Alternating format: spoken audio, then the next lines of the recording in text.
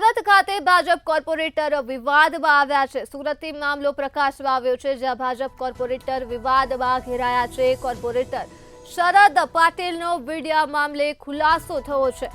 મહિલા બુટલેગર મને બદનામ કરે છે। સુરતથી આ સમગ્ર મામલો સામે આવ્યો છે, જ્યાં હીરાનગરમાં રોડનું કામ મંજૂર થતાં જ તે જોવા માટે ગયો હતો અને આ મહિલા બુટલેગર છે જે મને બદનામ કરે છે। સ્થાનિકોએ બુટલેગરના દબાણ અંગે રજૂઆત પણ કરી હતી, ત્યારે મહિલા બુટલેગરને દબાણ દૂર કરવા માટે કહેવામાં આવ્યું હતું। ઝઘડો કરી વિડીયો બનાવી વાયરલ કરવામાં આવ્યો છે।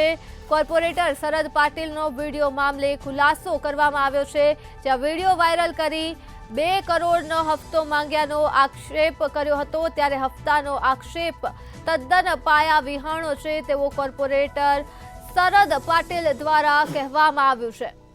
તો સુરતથી આ મામલો સામે આવ્યો હતો, જ્યાં ભાજપના કોર્પોરેટર વિવાદમાં ઘેરાયા હતા। जय श्री राम। हूँ शरदभाई पाटील, कोर्पोरेटर वार्ड नंबर 28 सूरत महानगरपालिका। साहेब, आज 30/9/2024 વાર સોમવારના દિવસે સુરત મહાનગરપાલિકાની સામાન્ય સભા છે અને એમાં જે કામો આવ્યા છે એમાં હીરાનગરનું રસ્તાનું કામ આવેલું છે અને સ્વાભાવિક છે કોઈ પણ કોર્પોરેટર હોય કે પદાધિકારી હોય એને ગર્વ થાય કે અમારા કાર્યકાળમાં આ સોસાયટીનું કામ થઈ રહ્યું છે, એટલે જનતા જનાર્દનને અને કાર્યકર્તાઓને જાણ કરવાનું હોય છે। એટલે આગલા દિવસે એટલે ગઈકાલે મેં રાત્રે કાર્યકર્તાઓને મળવા ગયેલો અને કહેવા ગયેલો કે ભાઈ આપણે તમારું કામ આવી ગયું છે સોસાયટીનો રસ્તાનું, કેમ કે 3 વર્ષથી આ તમારું પ્રોબ્લેમ ચાલતો હતો અને સ્વાભાવિક છે કે લોકોને માગણી હોય, એક પછી એક બીજું માગણી કરે જ છે।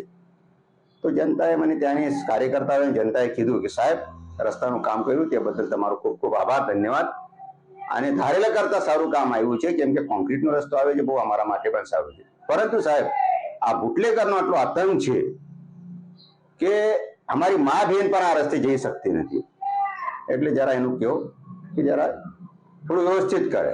તો મેં મારા જે ભૂષણ છે પાર્ટનર ધંધાનો એને મેં કીધું કે જાય બેટા કહી આવો એમને કે તમારા ધંધો જે પણ તમારે કરવો હોય એ કરો, પરંતુ જનતા જનાર્દનને તકલીફ થાય એવું ના કરો।